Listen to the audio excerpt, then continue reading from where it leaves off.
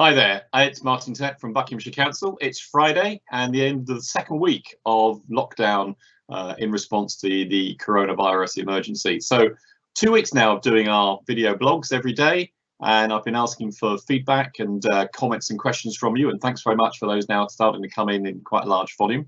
One of the things that happened yesterday which made me smile was that this particular blog went viral. It was effectively reposted by a local government association group, and it's now had hundreds of viewings around the country, so that's quite nice to see as well. In terms of some of the feedback, one of the things you've been saying is you like it when there are guests. So we're trying to arrange for most of certainly in the next couple of weeks, to have different guests come on every day, talking about, for example, food banks in different parts of the county, also some of the local heroes, quite frankly, around the county who are delivering community support in their local areas. So we're going to try and get those scheduled in as well. So you can see some examples of what I'm going to call best practice around the county, things that you might want to actually pick up on and maybe deploy locally. So we've absolutely got that message. So that's planned in. The other thing I just wanted to comment on very briefly up front was I'm starting to get a lot of questions in from local businesses. We've got a lot of small and medium businesses in Buckinghamshire, and there's a question about how they can get support.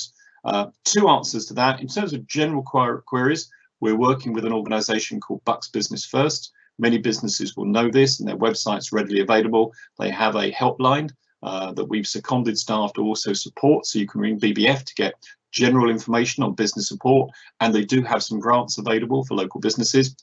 The other thing is there is now money from government for business rate support and some specific business grants, and that's been given to the new Buckinghamshire Council to administer. So again, there's information on our website. So if you're a local business, small and medium in particular, you can access that information either via BBF or directly on the Buckinghamshire Council website.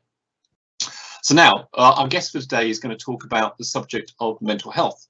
And if you've been rather like ourselves here, at home for something like a fortnight, at first it seems like a blessing, and then it begins to feel like a bit of a curse. So it's really important that we don't just keep physically well, but we actually keep mentally well as well.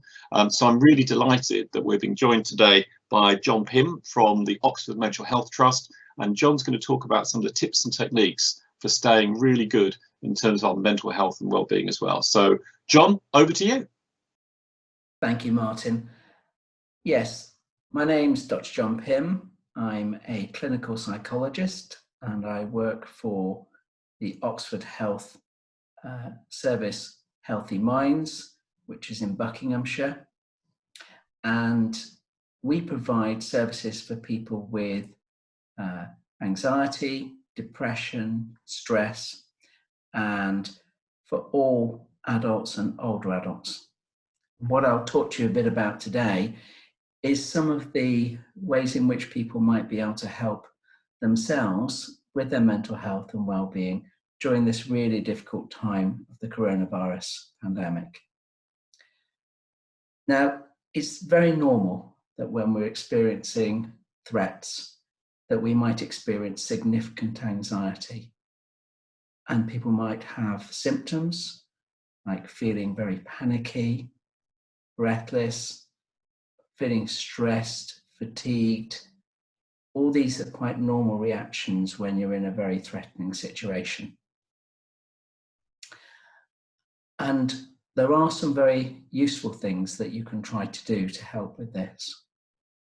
One thing is that people will find if they visit social media, go to the news, look at these things all the time, it can really heighten their anxiety.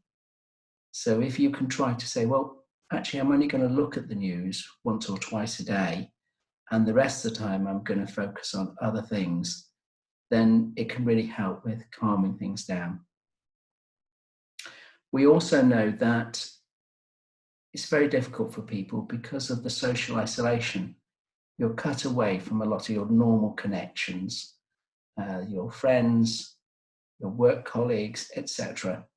And so if you can do things that can help to deal with that social isolation and the loneliness, it can be really useful. So there are 5 ways that we think about for helping people with their well-being. The first one of those is connecting.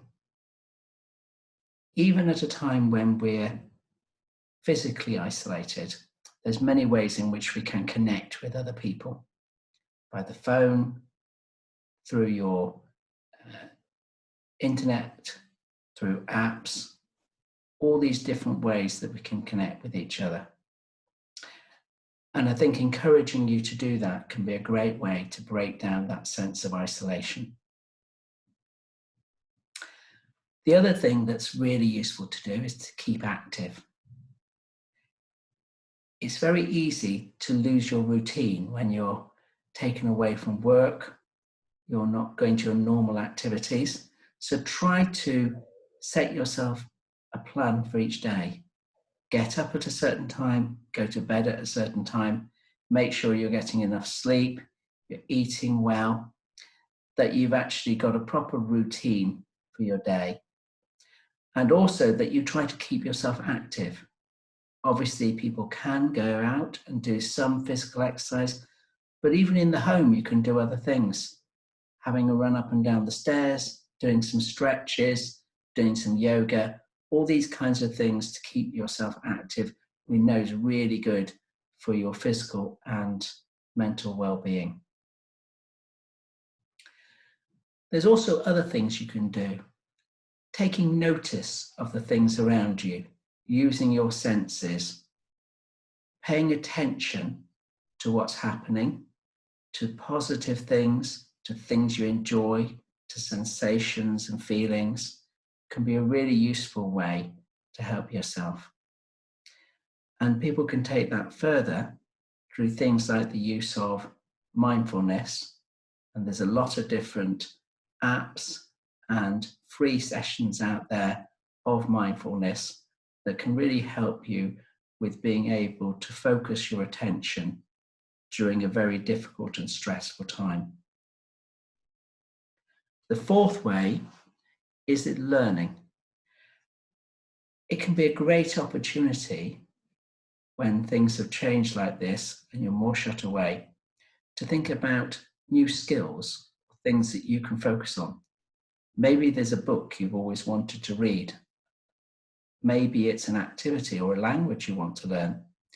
Learning new skills at this time can give us a sense of purpose and self-esteem. And finally, giving. If you've got the time, think about how you could contribute. It might be making contact with neighbours, checking that they're okay by phone. It might be that you want to volunteer for something. It might simply be that you want to show your appreciation.